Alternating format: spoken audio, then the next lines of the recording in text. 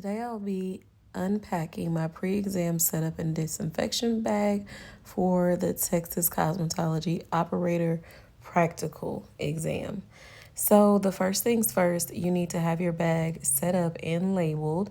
And when you open your bag, in no particular order, the things that you need to have in this bag is some form of tape. I actually recommend a tape stronger than this one, but this is for visual purposes. A towel, a spray bottle for water, please already have it filled, and your blood exposure kit. If you want to know more detail of what's in my blood exposure kit, please go to the next video and you'll be able to see it. You need some hospital grade EPA. It needs to be labeled, as well as some hand sanitizer.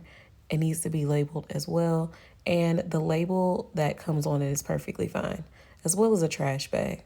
So this would complete the bag that you need for your pre-exam setup and disinfection for your cosmetology exam.